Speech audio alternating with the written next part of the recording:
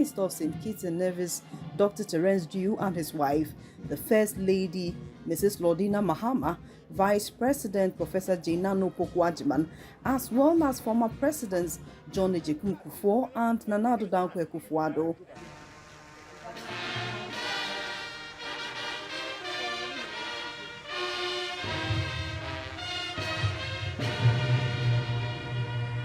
In his address, President John Mahama reflected on Ghana's progress since independence and paid tribute to the country's founding leader, Kwame Nkrumah, and other past leaders whose contributions have shaped Ghana's democratic growth and national development. Today, as we mark our 69th independence anniversary, we do so under the theme, Building Prosperity, Inspiring Hope. This theme is more than just ceremonial. It represents a covenant between the government and the governed, a solemn promise that every decision we make and every policy we implement must foster prosperity and renew hope for every Ghanaian. Just 6 days ago, I stood before Parliament to deliver the State of the Nation address. I spoke honestly about our challenges and confidently about the future and the progress we are making. But today, I speak not only to our Parliament, but to every Ghanaian, both at home and in the diaspora. We cannot speak of Ghana's present without paying homage to our past. 69 years ago, Osagyefo Dr. Kwame Nkrumah proclaimed to the world that at long last, the battle is ended, and that Ghana, our beloved country, is free forever. He also added that the independence of Ghana is meaningless unless it is linked up with the total liberation of the African continent. Today, we honor the memory of Osagyefo Dr. Kwame Nkrumah and all others who have led this country after him. Every administration, regardless of its political inclination, has played its part in building the nation we all proudly call Ghana. Our democracy has endured because we've learned to compete without destroying, to disagree without hatred, and to transfer power peacefully, which is evidence of the maturity and the wisdom of the Ghanaian people.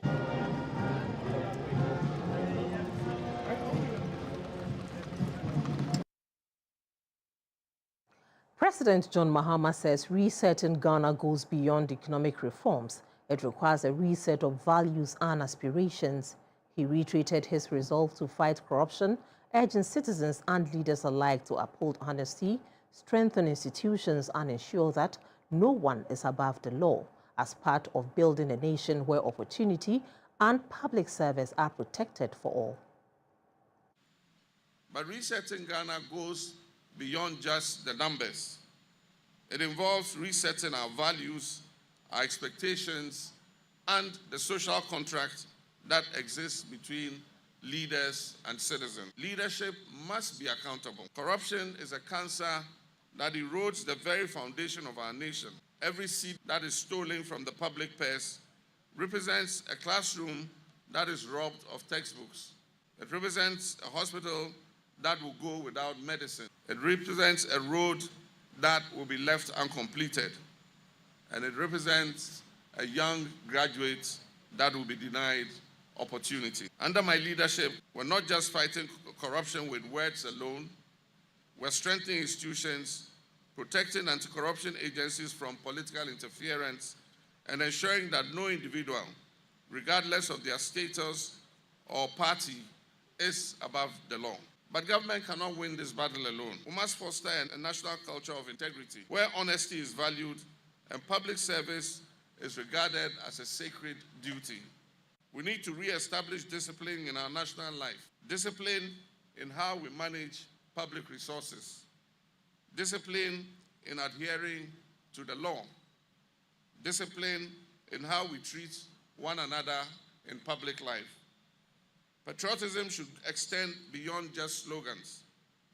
True patriotism must be shown through our everyday actions. The citizen who protects public property, the public servant who treats every Ghanaian with respect, and the entrepreneur who opts to invest his resources in Ghana's future. Still at the 69th Independence Celebration, President John Mahama reminded citizens that freedom comes with responsibility. He called on the youth to take full advantage of the digital age, using smartphones as classrooms, business platforms, and creative studios, while being disciplined, resilient, and to build a prosperous future for themselves and the nation.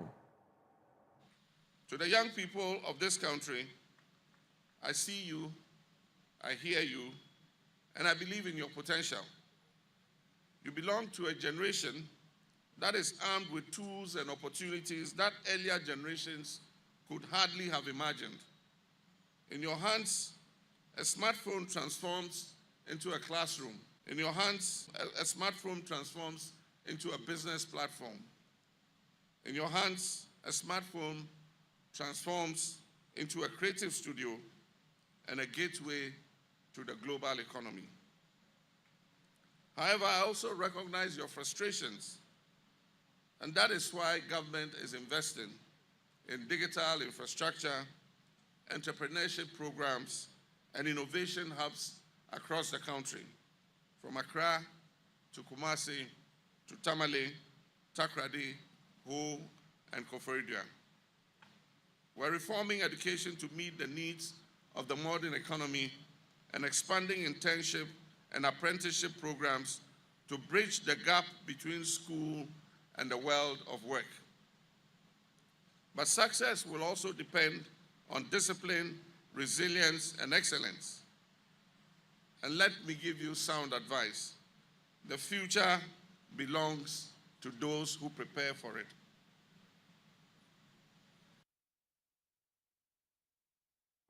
As the clock ticks to Ghana's 70th independence anniversary next year, President John Mahama has called on all citizens to unite in building a nation where no child goes hungry, where education and healthcare are accessible and opportunities are based on merit. Speaking at the 69th independence celebration, he urged Ghanaians to play their part in realizing a digitally connected, environmentally conscious, and prosperous Ghana for future generations. Ghana will continue to lead by example, demonstrating that democracy, economic reform, and African unity can succeed together. As we approach the milestone of Ghana's 70th anniversary next year, let us reaffirm our national vision. A vision of a Ghana where no child will go to bed hungry. And a Ghana where education is accessible and empowering. A Ghana where healthcare is affordable and accessible. A Ghana with world-class infrastructure. A Ghana that produces what it consumes. A Ghana where merit and not connections decides opportunity. A Ghana that is digitally connected from Aflao to Hamile. A Ghana that preserves its forests and environment for future generations. This vision is within reach, but it requires our collective efforts. My fellow Ghanaians, 69 years ago, our nation was born in hope, and together we gather here this morning to renew that hope. The journey has not always been smooth. We have stumbled and often felt disappointed in ourselves, but we have never given up. There's resilience that defines the Ghanaian spirit still lives on. As your president, I pledge to serve with integrity, humility, and unwavering dedication to the welfare of our people. But Ghana's progress cannot rely solely on my leadership. It will depend on every citizen doing their part. Wherever you are, whatever you do your part with excellence. Do it for Ghana, do it for Africa, and do it for the generations yet unborn.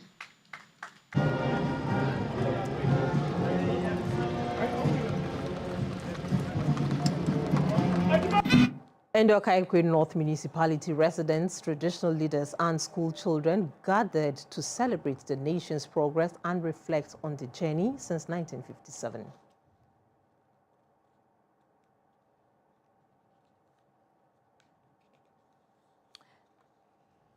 It's so inspiring, but then we don't just have to get inspiring speech, we need to work towards them. But then if the structures of the country are such that corruption from the top to the bottom is the order of the day. In a colorful display of patriotism and civic pride, some basic schools and their cadet corps participated in a march through the parade grounds in Okaikwe North to commemorate Ghana's 69th independence anniversary. Addressing the gathering, the MP for Okaikwe North, Madam Teresa Ladi Awuni, urged all to work together in rebuilding confidence in the nation's institutions while creating opportunities that would secure a brighter future for all. I remain committed to supporting initiatives that empower the youth, improve educational opportunities, enhance social welfare, and promote sustainable development within our constituency. Plans are underway to fully roll out the 24-hour economy policy in the municipality. Participating schools that finished top in the March Past competition were awarded prizes.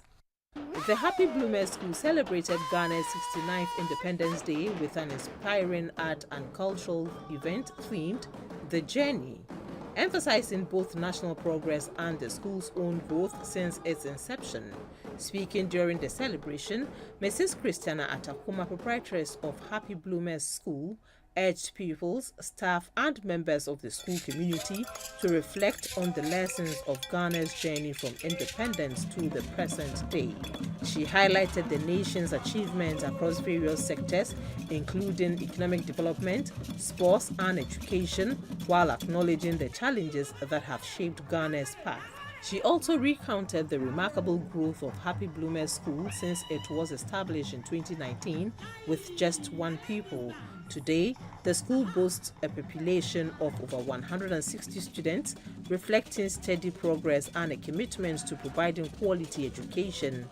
Mrs. Atakuma encouraged Ghanaians and the school community to draw lessons from both the triumphs and trials of the past, noting that the values of unity, teamwork and resilience are essential for future success. Having celebrated its 69th independence from colonial subjugation of the British means the clock is fast ticking to Ghana's 70th birthday. 70 years in the life of a sovereign nation has come with successes and failures to count. GBC News engaged Professor Vladimir Nentwidanso earlier on possible benchmarks that Ghanaians should be aiming at to merit Ghana's age and the way forward. Much inspired by the president's speech. It's so inspiring, but then we don't just have to get inspiring speech, we need to work towards them. But then if the structures of the country are such that corruption from the top to the bottom is the order of the day, then all that is saying will never happen. Even how we get to parliament has been so monetized. So there's no inspiration for people to do what we were made to know when we were young pioneers in the 60s and 70s and 60s, you know. So we need as a country maybe to start from the scratch, inspiring the youth to be interested in Ghana, to know that it is us. We have to build the Malaysians and the Koreans here. At 70, it's like Nana Padu say, that would be sad. If you are 70 and you are now beginning to think of what to do, it's very sad. But planning is never late. Let us get together as a nation. Let us give the mantle to the NDPC to plan our next 5 years, our next 10 years, our next 20 years, our next 30. The Singapores and what else we are seeing, the Kuwait, Qatar, and all, they are all doing planning. Let's sit down and plan. Again. Let us stop politicizing the economy. Anytime we want to develop, we see politics coming in. And again, let us start developing the youth, the young ones, to understand how nations are built. Today, our youth are greedy. They are looking for the quickest way to make money. And if you do that, you have a generation which does not know how to build. They know how to disperse.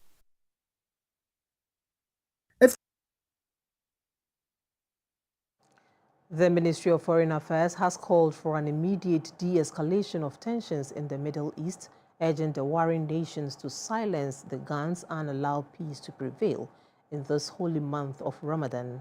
The Sector Minister, Mr. Samuel Okudzeto Ablakwa, made the call at this year's Iftar prayers organized by the Ministry for the Muslim community and diplomats. Iftar prayers mark the daily breaking of the fast during Ramadan and is a sacred moment of reflection, gratitude, compassion, and renewed spiritual commitment for Muslims around the world. The Chief Director at the Ministry of Foreign Affairs, Madam Khadija Idrisu, said, Ramadan is a season of compassion, self-discipline, and service to others. Quoting from the Holy Quran, the Minister for Foreign Affairs, Mr. Samuel Okudzeto Ablakwa, underscored the importance of unity across tribes and nations, describing diplomacy as an extension of the divine call to mutual respect and understanding. Mr. Ablakwa said, the world faces complex challenges, and occasions such as this reaffirms the importance of dialogue, partnership, and mutual cooperation. We are living in very challenging times, particularly for our brothers and sisters in the Muslim world. Our collective conscience is being called upon at a time of great stress in the Middle East and the Gulf regions. And it is my fervent prayer that we use this blessed month of Ramadan to pray for peace to reign and for the guns to be silenced in this region. We also ask that this holy month of Ramadan will lead to a cessation and a de-escalation of the ongoing conflict. Representatives of the Office of the Chief Imam and the diplomatic community in Ghana said interfaith tolerance, national unity, and mutual respect are critical in achieving peace. Let's now have sights and sounds of how the 69th Independence Day was celebrated in the regions. As Bongo residents in the Upper East region marked Ghana's 69th Independence Day with both celebration and mourning following the passing of their district chief executive, the new Driabin North Municipal Education Directorate in the Eastern region, in partnership with the Municipal Assembly, hosted a symposium and quiz competition for senior high schools. Meanwhile, the Bono East region reimagined the occasion, turning it into a unity and development festival. 21 contingents made up of school children from both public and private institutions marched in a colorful parade to commemorate the national event. The occasion was also solemn as the district continues to mourn the passing of the Bongo District Chief Executive, Joseph Abah, who died just a few days ago. Many dignitaries at the event wore black attire as a sign of respect. School children used the occasion to pay glowing tribute to the late DCE, acknowledging his contributions to education and development in the district. Bongo had DCEs, but you were exceptional, despite your short stay in the office. You know, we can't question God, but our prayer is, may your gentle and loving soul continue to rest in the bosom of Abraham.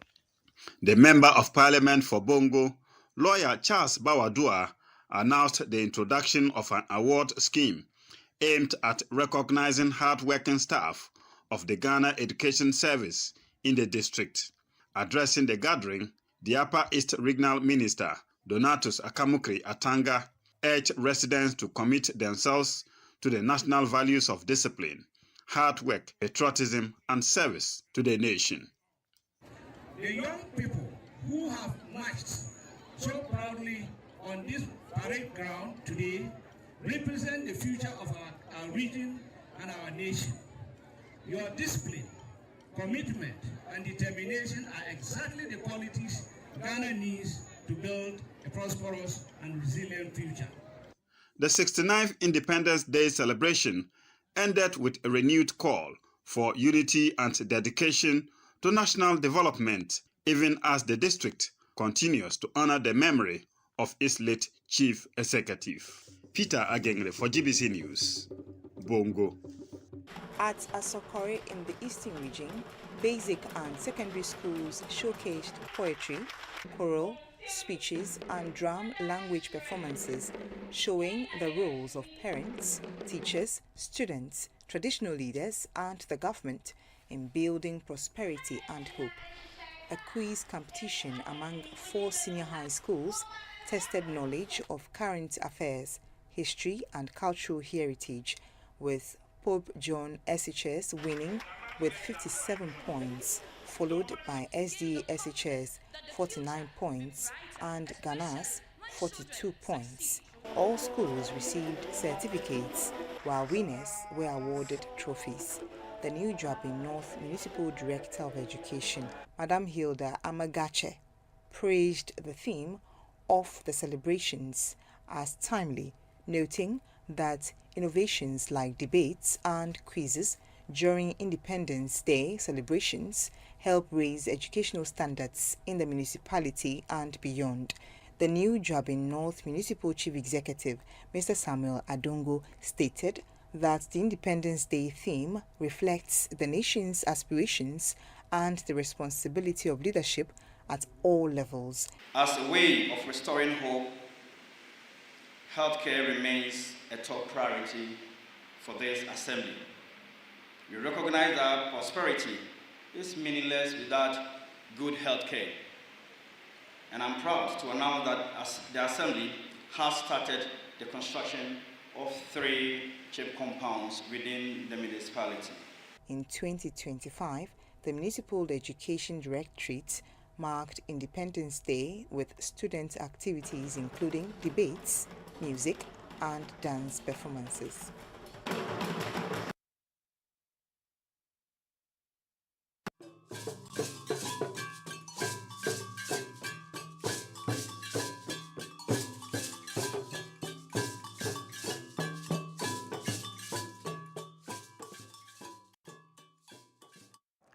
Tafi Atome's Monkey Sanctuary is a shining example of community-led conservation in Ghana.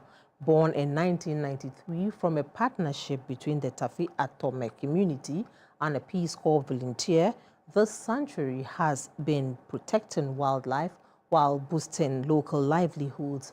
Residents of the village consider the Mona monkeys sacred, believing they are messengers from the gods, and have worked tirelessly to preserve their habitat. Deep in Ghana's Volta region, the Tafi Atome Monkey Sanctuary is a testament to community-led conservation. Home to Mona and Patas monkeys, these creatures have roamed freely for over 2 centuries, revered as messengers of the gods. This sacred status ensured their protection long before modern conservation efforts. In 1996, the community officially opened the forest to visitors, and with support from public institutions and NGOs, the sanctuary was born. Today, the monkey population thrives, and the forest teems with bird life and butterflies. It is possible for a visitor to catch a glimpse of the playful Mona monkeys leaping through trees, and maybe even spot the elusive Patas monkeys.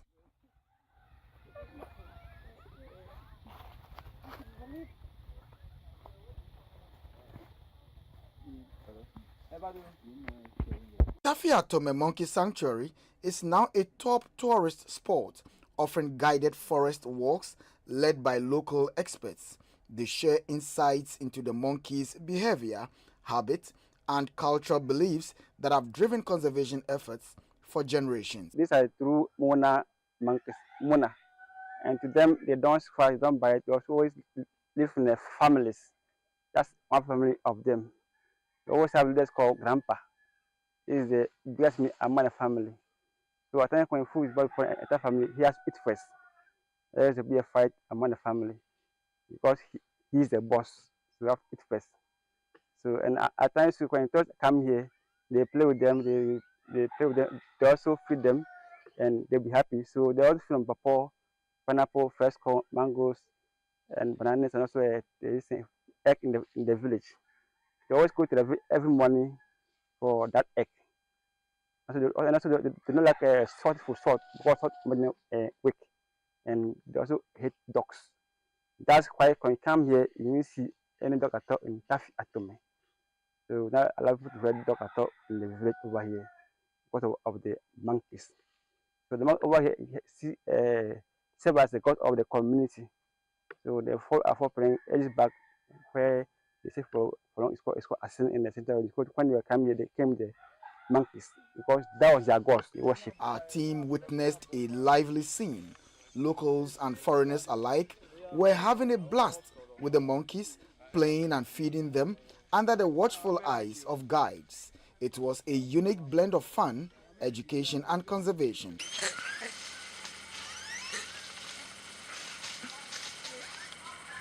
Very friendly and smooth. It's a very funny experience to have them on the shoulder and on the hand. So yeah, it's strange. It's good.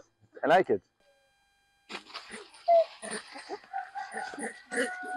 The paramount chief and manager of the sanctuary, Ato Kwame Francis, is happy that patronage from both local and international tourists have increased significantly, especially in 2025, generating substantial revenue for the community. The monkey sanctuary has come a long way to help this very community to see a lot of developments.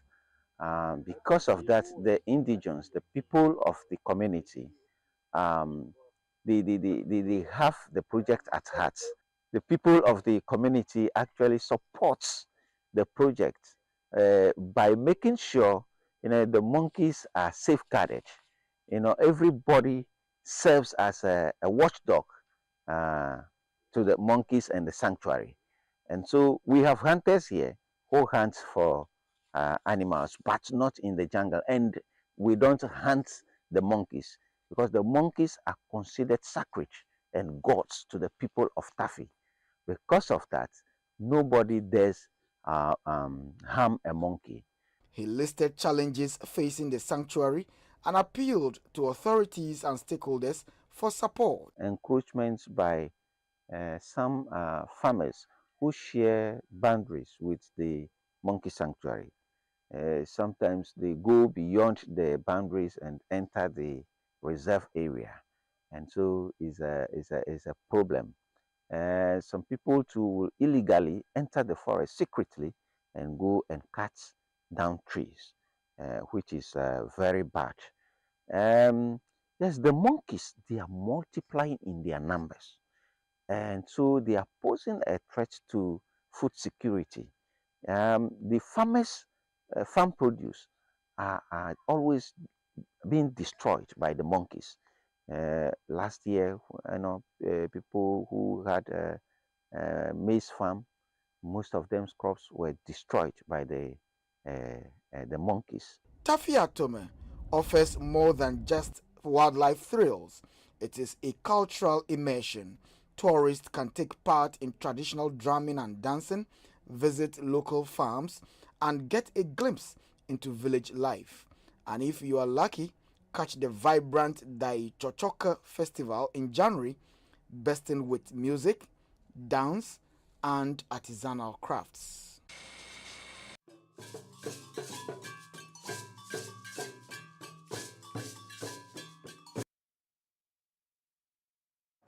And now to the 2026 World Wildlife Day celebration that was held in Abrafo at Kakum National Park in the central region of Ghana. The celebration highlights the importance of protecting medicinal and aromatic plants, recognizing their vital role in healthcare, cultural heritage, biodiversity conservation, and sustainable livelihoods. World Wildlife Day is observed to raise awareness about the world's wild animals and plants and to highlight the importance of conservation. Also high on the agenda was emphasizing the role of medicinal, aromatic plants in traditional medicine, healthcare delivery, ecosystem maintenance, and local economic development. However, these resources face significant threats from overharvesting, habitat destruction, illegal trade, bush burning, logging, and mining. The Forestry Commission stressed that the contributions of medicinal aromatic plants to soil stabilization, pollinator support, and biodiversity promotion are critical in the face of climate change and environmental degradation. Let us invest in sustainable management, education, research, and equitable benefit sharing. Let me end by reaffirming our collective commitment to conserving nature, not only for its intrinsic value, but for the health, heritage, and livelihood of the people. The Minister for Lands and Natural Resources, Emmanuel Amakofi-Boe, announced that 3 million trees will be planted this year under the government Tree for Life program to restore degraded lands across the country. As part of the effort to strengthen the effective implementation of our laws, I'm happy to announce that the ministry is currently drafting a legislative instrument to operationalize the Wildlife Resource Management Act 2023 at 1115 through a collaborative effort with relevant stakeholders. When this is done, it will bring clarity to various aspects of the law and contribute to the practical management of our sector. This is very important sector.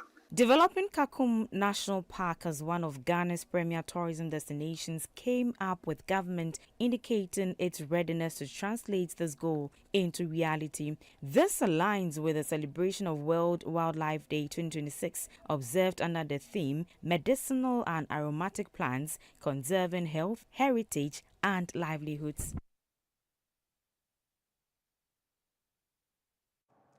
The ECOWAS Commission has engaged students of Ho Technical University on its strategic roadmap to achieve full regional integration by 2050. The engagement, which is being carried out nationwide, promotes youth involvement in political, social, and economic decision-making in member states to foster development. ECOWAS Initiative for Economic Integration forms part of activities marking the 50th anniversary of the regional bloc. It comes with the theme, ECOWAS at 50, from Founders' Vision to Youth Action. In line with the bloc's youth policy, the ECOWAS Commission is working to strengthen youth participation in governance and decision-making. The students of Ho Technical University were educated on ECOWAS protocols and encouraged to use technology to connect with students across the sub-region to address challenges facing member states. Authorities of the Ho Technical University have signed agreements with some tertiary institutions in the sub-region for exchange programs that have mutual benefits for the students. The Vice-Chancellor of the university, Professor Ben Hunyonga, noted that the university has admitted students from several West African states to promote ECOWAS ideals and to foster strong relationship between the youth. We are ECOWAS citizens. We are pushing to be one, and we are pushing to be borderless. We are pushing to be able to move across. Now we can move across freely, goods and services, but there are borders. We are looking to the day that there will be no barrier between Togo and Ghana. There will be no border between Nigeria and Benin. There will be no border between Nigeria and the others. So we want to pray that you as the you take this very seriously and take advantage of the opportunities of your time so that you will be able to advance and become better and excellent citizens of ECOWAS in the future. The resident representative of ECOWAS in Ghana, Mohamed Lawan Ghana, said after 5 decades of pursuing its founding ideals, ECOWAS is gradually shifting from a state-centered approach to a people-centered integration model to facilitate the trade, and to remove obstacles that have historically separated member states. He was optimistic the ECOWAS initiative for economic integration would prepare the next generation of West African leaders to drive economic growth through innovation and entrepreneurship. What we are expecting from the youth is to broadly inform them of what ECOWAS is doing and what we expect of them as youth of the region, because they have a lot of potential and the future, they hold the future.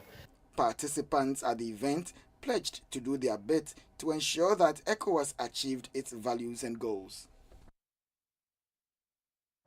All Nigerian community has launched a welfare insurance card for Nigerians living in Ghana. The card is designed to provide welfare support and safety net for members of the Nigerian community in Ghana, with an estimated Nigerian population in Ghana exceeding 100,000.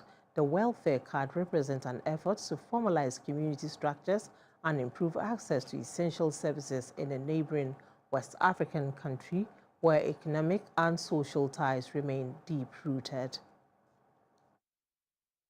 Nigerians living in Ghana, including traders, professionals, students, and families, exceed 100,000, and many of these nationals face hardship in times of crisis, particularly in cases of permanent disability where structured assistance is limited. Announced and rolled out in late February 2026, the welfare card, developed in partnership between the High Commission and the All Nigeria Community Organization, provides Nigerian nationals residing in Ghana with a dedicated form of identification and several practical advantages to improve their daily lives and legal integration. President of the ANC Ghana, Dr. Bayo Albert Asaulu, said the cards would be issued at designated centers across all regions of the country. He said the welfare card went beyond insurance, describing it as a broader social intervention intended to promote unity, lawful conduct,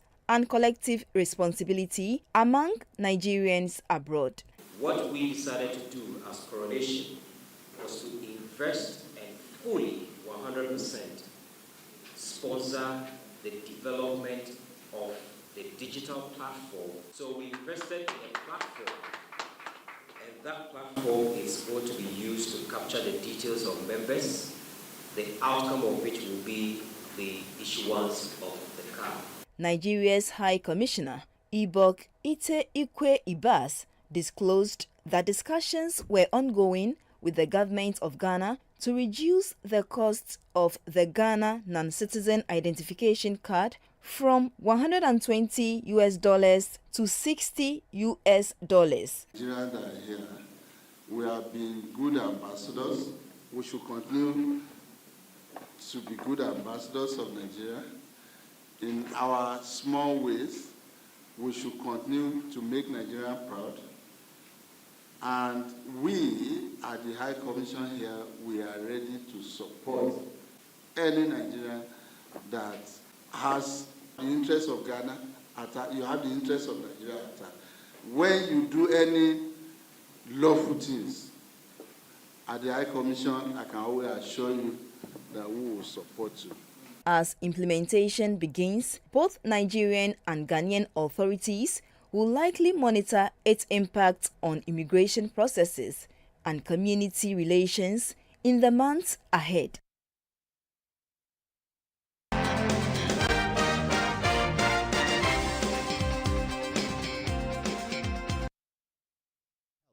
Highly recommended by Ministry of Health, CHAS and GES, lab tested by Noguchi Medical, field trialed by Atomic Energy Commission. It has no chemical or side effects and is good for all ages and skin type. MedShea is available nationwide. Contact us on 0244892413. This advert is approved by FDA. Ghana for Madam Hisense in you. Yeka Hisense, Mwamu nimse eye home appliances, Efe, eye papa, entry power, ne buona so dafo. Hisense ubeto abrochim. Sa quality na ubeto ni Ghana. And nunti na yenya hoto soya mau. 5 years manufacturer defect warranty. Air condition, television, say refrigerator, washing machine, sound system, gas cooker, electric cooker, smartphone, and iron. The one dear, yes, in a power bia. And Tipora Hisense showroom bia. Quite dear. Hisense, everyday prices for everyday people.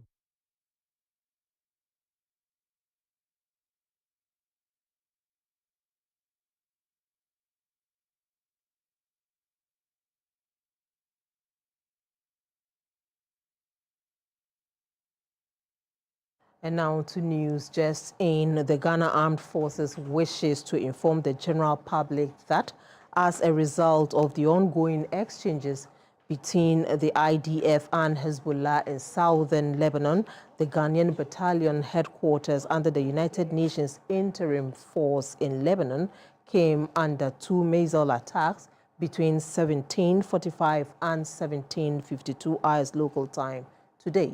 According to the Department of Public Relations at the Ghana headquarters, Bema camp, 2 soldiers sustained critical injuries, while another has been traumatized. The officers' mess facility was also struck and completely destroyed by fire.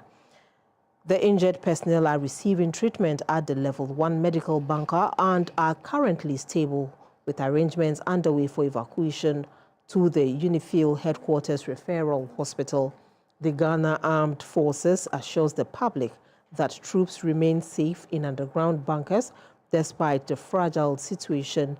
Meanwhile, the government of Ghana, through the Ministry of Foreign Affairs, has lodged a protest at the United Nations headquarters in New York, urging all parties involved in the conflict to uphold their responsibilities and ensure the safety of peacekeepers in the theater of operations.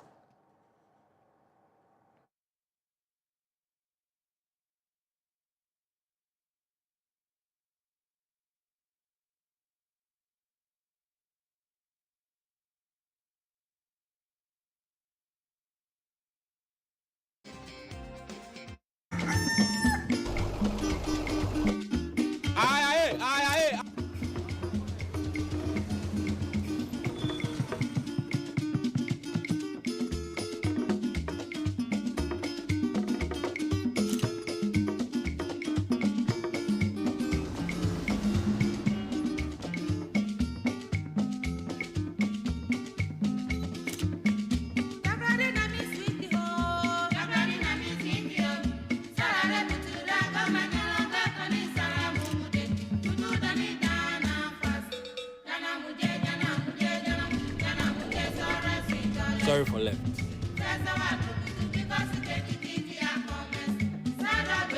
Hey, you gonna explain tire?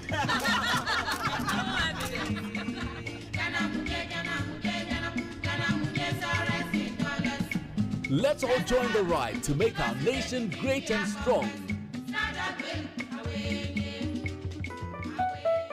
MedShay, natural mosquito repellent, highly recommended by Ministry of Health, CHAS and GES, lab tested by Noguchi Medical, field trialed by Atomic Energy Commission.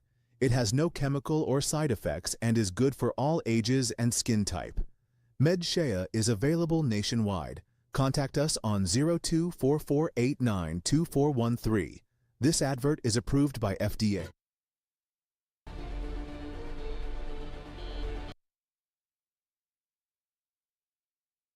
Welcome to the business segment. Independence Day has been long a seasonal lifeline for traders selling flags and souvenirs.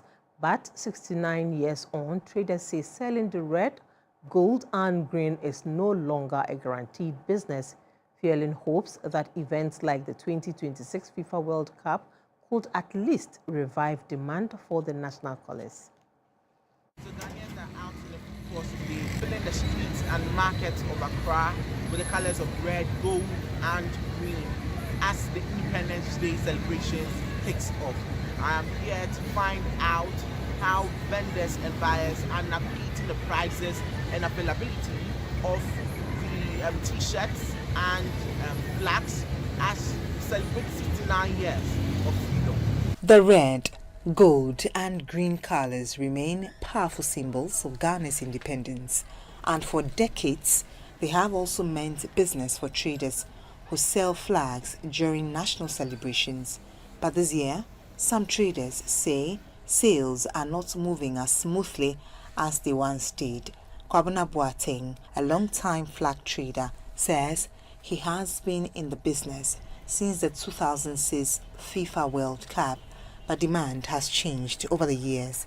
According to him, while some customers still buy the flag out of deep respect for the national symbol, others are now more selective, weighing price against quality before making a purchase. He explains that smaller flags sell at lower prices, while larger flags, some measuring up to 3 yards, can cost 300 cedis or more, depending on the material and finish. Even so, buyers are increasingly cautious, often opting for cheaper options. Flag, and they hang church, school, hotel, but they are any 2 years, 3 years, so we did just now, so we do 3 years, it's 3 years, this will be our small man, we are so that and our service just should be happy. Is it the Antoshi? And I say, but that was you were done in Yamaya. They said, the woman be a scanner question. You need to put your scanner. Yeah, independent method. The body beside the other I want to know. But we suffer I want to know, or Chiapas. It's a one way, do you want to go to Abasa? While many say they still enjoy celebrating Ghana's independence with flags and national colors, others complain that the cost of related items, such as T-shirts, has become too high. According to some buyers, a simple independence-themed T-shirt can range between 150 and 300 cedis, with better quality ones selling for 500 cedis or more, making it difficult for many to afford.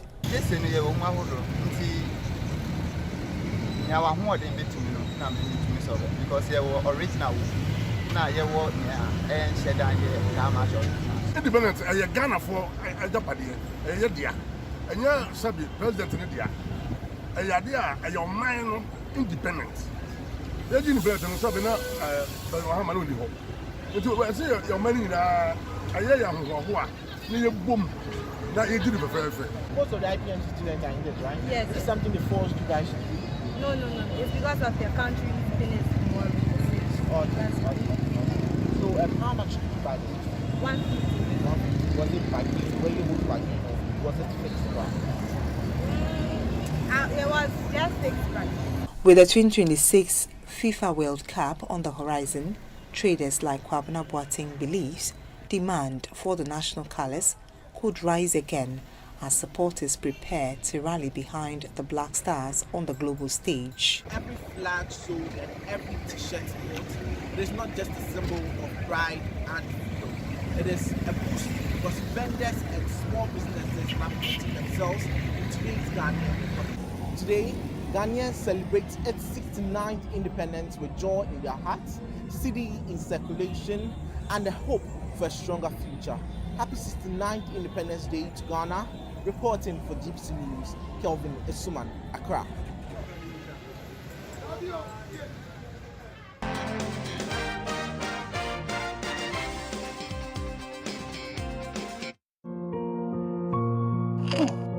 Mrs. Me bre papa. Sisi yoko, anyo nko. Oh, arai. Fa Mrs. Mitimi ko seche. The back na me mo do na trash. The friend Angel Rock Miss. A Mrs. Yarpa, Mrs. Kan Hunan say, a drain in the bois. Angel Rock Mister. A dinner no abono. Me find them to some baba.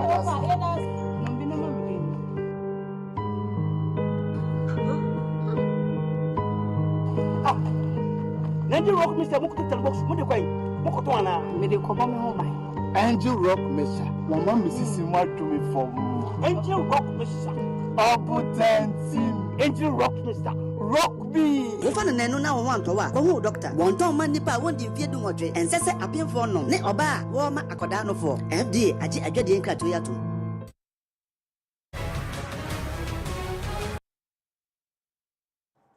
In news across our borders, the world's leading cocoa producer, Côte d'Ivoire, has cut the price paid to its growers by nearly 60% to try to address a sales slump affecting the sector.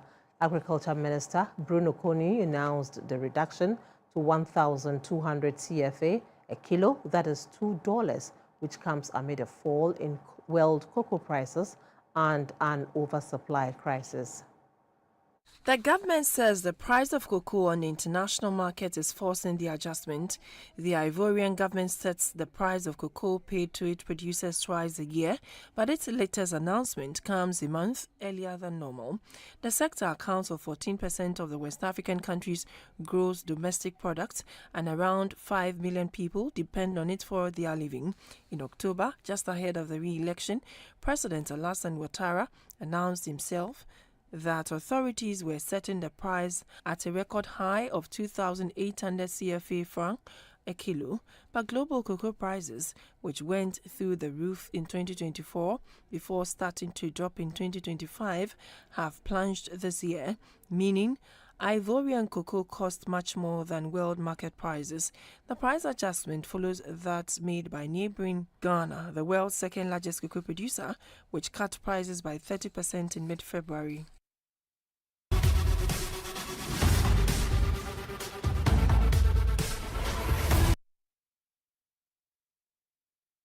In sports, Ghana's Grannies football team, Oldies Star, turned back the clock in thrilling fashion, defeating Togo's Association of Femme Foot Santerre by 3-0 in a heartwarming international friendly at the Macdan Park in Accra.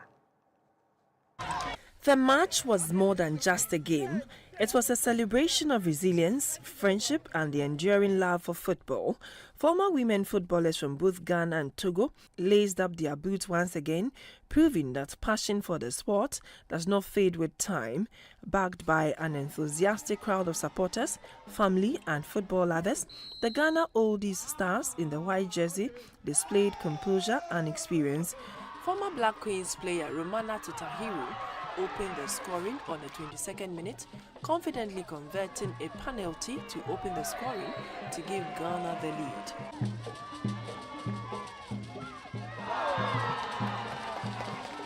Tahiru, who now serves as a CAF Licence B coach, continued her outstanding performance by doubling Ghana's advantage on the 36th minute, completing a brilliant first half brace.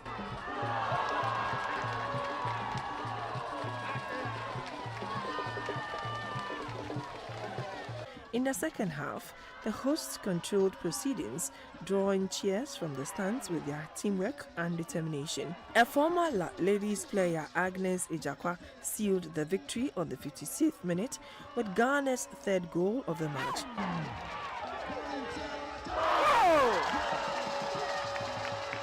For many of the players, the match was a reunion, a chance to reconnect with former teammates and rivals while inspiring younger girls watching from the sidelines. Organizers say the friendly was designed to strengthen sporting ties between Ghana and Togo and promote women's football, health and unity across West Africa. The national coordinator of the National Recreation and Wellness Program, Madame Betty Mensah, said the game promotes fitness and healthy living. For those of us from the Ministry of Sports, of course, this is what we aspire, and this is our vision and mission, to see to it that every Ghanaian lives well, lives active, stays healthy, and then collectively we stay together to promote peace and unity. And so to see this, our All Stars come together, this is what makes us happy, and makes us feel that we are actually achieving our intended purpose. As I'm happy, I want to use the opportunity to also call on our our communities, everybody, that when we talk about national recreation, it's not for a few, it's for everybody, irrespective of your age, your gender, your ability, or your disability. It's a means of keeping active, keeping well, in order to eradicate, the common non-communicable diseases that we've all been fighting against over the years. And so let's work together. Wherever you see national recreation, wherever we get together, join us, let's be well, let's be active. Beyond the scoreline, the day served as a powerful reminder that football remains a lifelong bond, one that continues to unite generations and nations.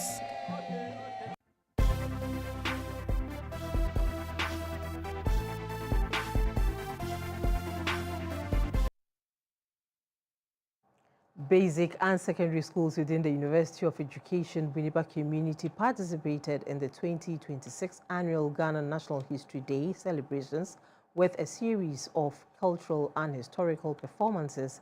The event, organized by the Department of History Education as the University of Education Winneba, brought together students to showcase Ghana's rich history and cultural heritage through drama and other creative presentations. Celebration took place at the Jofo Sanamwa Mensa Conference Center at the University of Education, Winneba. Through drama and stage performances, students reenacted key moments in Ghana's history, reminding the audience of the importance of past events. The program opened with a historical performance by participants in the university category. For the progress of our administration. Unoccupied, governor, how can land owned by class, ancestors and schools for centuries be called wasteland? Order! The Asafo group from Bremen Sikuma Senior High School later took the stage with a play titled A Walk Through the Indigenous Shield, which highlighted aspects of traditional warfare and community defense systems in pre-colonial Ghana. Of the road, the active of the Kusumai Shrine, where every men were identified for initiation.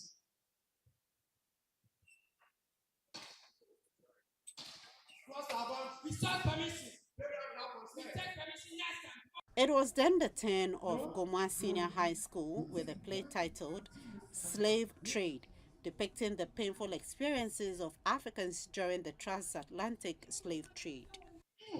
It's real. Oh my God, I'm gonna be rich.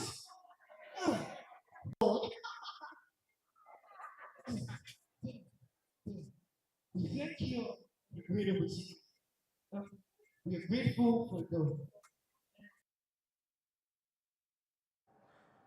That's all in this package. We will be back at 10 p.m. Thanks for your time.